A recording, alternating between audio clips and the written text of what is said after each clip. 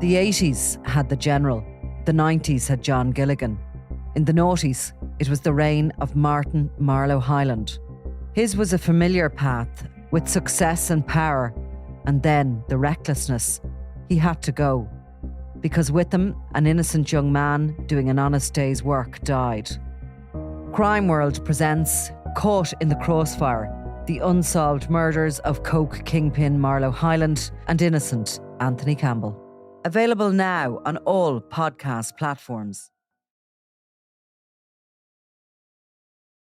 Ken, Oliver Bond, it's just extraordinary that it's seen as one of the kind of drug supermarkets in the city. And of course, it's the home of Christopher and Daniel Kinahan, who are probably the richest drug lords that have ever come out of the country. But it's their childhood home, and there's a flat there that they grew up in with their mother, Jean Boylan. And it's just been reoccupied. Yes, this has only happened in recent weeks, Nicola. The lady that has moved into the flat has absolutely no involvement in crime. And she moved into this flat, which had been basically, in the main, unoccupied since May 2014, when Daniel and Christopher's mother, Jean Boylan, passed away after suffering from cancer. And at that time, in 2014, they were kind of in and out of the country regularly. It was such different times came along 2 years later after the Regency, when they haven't been back other than for the funeral of David Byrne. But they would have come over and back a lot. And I think she had at one point joined them in Spain. But when she got her diagnosis, she came back to her own neighbourhood and was hospitalised here in Dublin before she died. Yes. The flat itself, it's where the two brothers, Daniel and Christopher, grew up. And it's always been said by people that have come across them over the years that this particular flat, despite all the money that they've made through their criminal enterprises, was a place in particular with Daniel that was very close to his heart. Some people say that have had dialogue with him that he's particularly proud of being from the Oliver Bond area. Well, didn't he say exactly that, I think, on the podcast he made, which was never actually broadcast, with James English, the podcaster who travelled out to Dubai to talk to him in 2022. It was due to be released just before actually those sanctions. We never really got to the bottom of why it never was. But he had conducted a 3-hour interview with English, and there was a 2-minute clip released. And in it, he said he was very proud of where he came from and of his, of his background, basically. Yeah, and even though at the time, this is before the Regency attack happened, and after the death of his mother in 2014, Daniel and Christopher, when they were back in Ireland, which was kind of regular enough at the time, would often spend time in the flat where they grew up. And, us in the media, we often, on a number of occasions, would have covered the antics that went on, the bodyguards that was with them, all the flash cars arriving into the flats complex. So it was somewhere, as I say, that's very close to his heart. And it had basically remained unoccupied since the Regency attack happened in February 2016. And this is a local authority premises? Yes, it's owned by Dublin City Council. And for all those years, two local ladies, again, who have no involvement in crime, were kind of in charge of the upkeep of the flat. And even though it was unoccupied, it had become the centre of a number of guard operations, including, I think it was 2021, the Criminal Assets Bureau carried out a detailed search. Now, nothing was found of any evidential value in that. But what became kind of clear was that the whole place was described as a shrine to Daniel's mother, Jean Boylan. I think the Criminal Assets Bureau at that stage handed over any sort of information they had on it to the local authority, because there was some concern that they were out of the country. This flat was unoccupied. It sort of strikes me with Oliver Bond, whenever you speak to people, and they're never too happy to speak kind of on the record about Oliver Bond, but the residents down there are very concerned about the drug dealing. They don't ever really particularly want to talk about the Kinahans or their links to drug dealing or anything to do with that. I suppose they grew up there and they must still have friends there despite everything. Yes, I don't think there's very much doubt about that. Oliver Bond, it's had huge problems over the years, in particularly in relation to drug dealing. and a number of gangland figures have come from there. It's a place that it's been promised that there's going to be rejuvenation from the city council, but there's very little evidence of much of that starting yet. The flats themselves, they were built in 1936. There's 391 flats in 14 blocks. But even a recent report earlier this year outlined how people living in these flats are living with damp and mold, and which is causing a higher instance of respiratory problems. There's pest infestations and various other serious social issues. But the issue of drug dealing, and it has always been pretty bad there, seems to be off the scales now, Nicola, compared even to when you did a very prominent investigation and feature 3 years ago in relation to what was going on.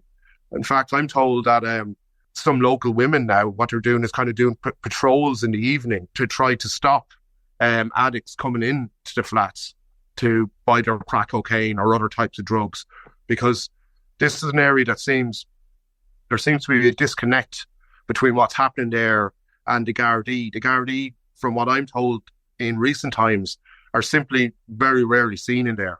At the height of the feud, you had the armed support unit going in there on a daily basis. That's not happening anymore. And it's almost like, and there's a very lot of decent people there. It's almost like they're being left to their own devices. Yeah, because, I mean, whenever we did that, which was a few years ago, and I'm sure it has got worse, you could see them operating nearly 24/7, and they were dealing within the complex because from sort of stairwells and doors. And there's kind of only one way in and out of that complex, which I'm sure is helpful for the dealers. You know, they can see people coming from a distance if there was any Garda raids and that kind of thing. But the problem was you'd see the kids getting ready for school and walking out past poly drug users, people with proper addiction problems. These aren't recreational users wandering into Oliver Bond to buy crack cocaine. They're very sort of unwell people. And it's kind of frightening for kids to see that sort of zombie-like individuals wandering into their home, and then the drug dealing was just so open. Yeah, well, that particular issue has even been raised in the Dáil in the last couple of years in relation to the effect that this open drug dealing and the sights of what you described there as very unwell people due to their drug addiction, the effect that all that's happening on the innocent children, basically, that are grown up in this area. And you know, the children in most instances are very decent people who are just trying to make ends meet. But I suppose another factor in relation to Oliver Bond and the surrounding flats complexes in the South Inner City is that it's emerged in the last few weeks that a very close associate, when we speak of Daniel Kinahan, basically his main enforcer, James Quinn, he's from the Basin Street flats, which aren't too far away either. He's serving a 22-year sentence in Spain in relation to his involvement in the murder of Gary Hutch, that really just inflamed and basically started this feud. But a very close associate of his, a young man aged in his 20s, seems to have had a level of organising this street level dealing, and is said to be making tens of thousands of euros a week. And he's up to a dozen young males, some of them juveniles, who are dealing crack cocaine and a wide assortment of other drugs for him. So he's a close associate of James Quinn, and he's in his early 20s, I think. So is that Kinahan drugs? Like, you know, we know that they're still wholesaling as such, but are they still managing to get their drugs into that street level? And are they supplying the crack cocaine, or are there different suppliers for that? Well, I think technically, to answer your question, you could say these are Kinahan drugs. There is a belief that these drugs are actually coming into Ireland in a lot of instances from Spain. This particular dealer, because he's trading on the name of James Quinn, he hasn't had to really resort to very violent tactics because of Quinn's stature in the locality and this individual's links to him. He doesn't need to be going around, beating people or being almost afraid of being ripped off, because who's working for him are basically terrified of him. So he doesn't touch the product, takes a step back. But these lads are 24/7 running around dealing these drugs in a lot of occasions to drug addicts, not recreational users. So we're kind of, gathering that it's more fear than loyalty that remains in place in that sort of heartland of where they came from. When I was saying to you that people tend to not speak out about the Kinahans, even in a sort of an anonymous way, that likely is intimidation and fear, that there still are people very closely associated with them living and dealing amongst the community down there. Yeah, so look, as you know, we're talking about a transnational crime organisation, and it's like what you see, the unfortunate scenes, if you were to go into Oliver Bond most days, is just the micro level of that transnational organisation, the cartel. It's such a disconnect, isn't it, to be so proud of where you came from and of your background and of the flat complex where you grew up in, and yet it's been completely destroyed by these drugs, and generations have been affected by it at this stage. Like, Jean Boylan was always said to have been a very honest, decent woman. She was a cleaning lady and she reared those boys herself until I think they were probably lured to their father's world when they were in their teenage years and to his reputation and everything. I was always told anyway that she was somebody who was very kindly to addicts and she would have tried to help them in whatever way she could. Nicola, I was told exactly the same thing about her. She was just always described to me as a lady. And that's even from Gardaí that spent a lot of their careers trying to, investigate Daniel Kinahan in particular, and even Jean's estranged husband, Christy Sr. It was always compliments in relation to Jean Boylan, that she was a very kind of a nice, Dublin city lady and a family woman as well as that. And into our community. And it's so hard to comprehend, really, I suppose, how, they went on to do what they do. They're still supplying these drugs into their own neighbourhood, and yet they're proud of it. I suppose they've a disconnect with all reality, though, don't they? The Kinahans, I mean, they're living such a fantasy life, really, in Dubai with all that wealth. And we've certainly seen in the past that Daniel has tried to push a narrative that he earned everything he had, and that particularly through the boxing that it's Andrew Vaughan, I think, who was the CEO of the MTK company, was at one point sort of calling out the Irish people for not being proud of Daniel and what he'd done. Yeah, but the point is, like, as you say, a lot of that is fantasy land, and the reality is, I actually don't doubt in a strange way that Daniel is proud of where he came from. Whether that's in a deluded way or not, I can't say. But with these sanctions and the nature of the international and also the investigations here in Ireland in relation to him, it's very hard to imagine him ever being back in that beloved flat in Oliver Bond again. Absolutely. And listen, just while we're talking about it, everything's gone kind of quiet about Dubai and about the file with the DPP. I was sort of half expecting this time of year we would have had directions maybe from the DPP. Have you heard anything in relation to that?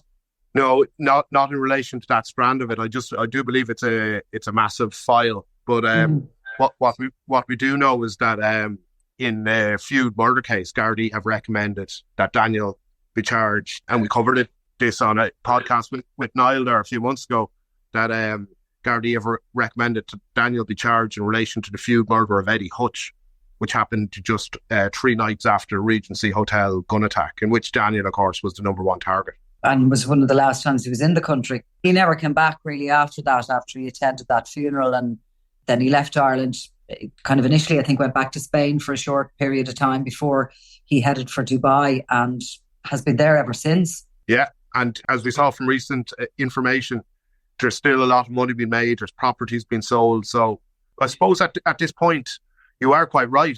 I suppose some kind of decision needs to be made soon in relation to the organised crime end of the investigation into his activities. It's been with the DPP for a very, very long time. Yeah, it's a story whenever it kind of goes quiet or goes dark for a while, then it just explodes again. That's my experience of it. Just as you think it's safe to go on holiday, something happens. But that's just been the way of it. I mean, the Kinahan story just trundles on and we get accused of being a bit obsessed about it. And it's been the biggest story of the decade in organised crime, probably of the century here in Ireland. And, every so often it sort of just seems to be bubbling away in the background, and then it just explodes again with the latest development. And the next development surely has to be the fate of Daniel Kinahan, and whether or not, those charges are levelled by the DPP. Yeah, but I suppose, and we would have covered it extensively, the feud and all that.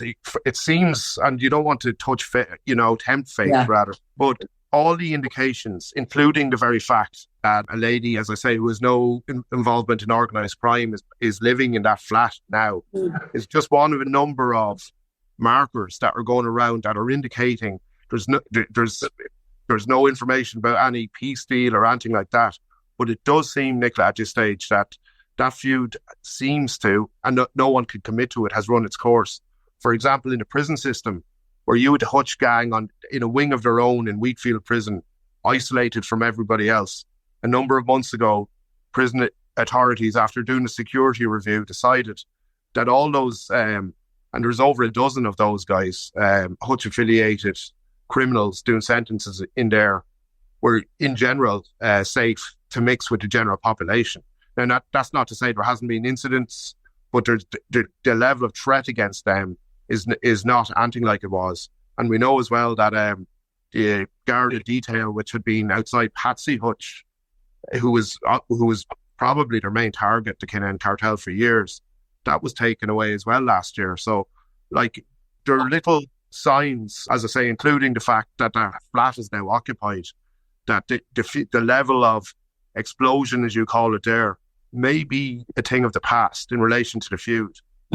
Or is their operation shutting down in Spain in some way? I mean, we know there's still key figures out there, but, you'd wonder how significant Spain still is to them. I think as the years went on, they moved on. That was the centre of their operations for many years. We remember Operation Shovel back in 2010, which is when the Kinahan cartel really became, for the first time, hugely prominent, maybe to the general public. That's not to say the likes of yourself were, of course, investigating them in the years before that, but that was a huge operation. They stayed in Spain and they had their boxing interests and so on. But eventually the heat got too much and they moved to Dubai. And I think when they went out to Dubai, mixing with other criminals from other parts of the world made them, part of what's been described as a super cartel. So, yeah, I think as the years have went on, Spain is becoming less of a prominent location for them. And you'd wonder as well, do people just get to a stage that they miss home? And people's family circumstances can change. And maybe, I think in particular, when people have children, they sometimes want to bring them back to an education system they're familiar with and to the support of having the kind of the wider family around them and cousins and all that sort of stuff. People's lives do change. I mean, we're talking about, 2014 is nearly 10 years ago at this stage. So, that's a long time since they've been in that flat, and now that it's been reoccupied, it could be simply a change of circumstances for somebody. Yes, and as we say, the lady in that flat has absolutely no involvement in the activities we've been discussing there in relation to Daniel and so on. But the flat is occupied now, and from my understanding is there's no great security issue around it or anything like that. It's well known in the locality that it's occupied as well. Yeah. Okay, well listen, Ken Foy, thank you very much. Thank you, Nicola.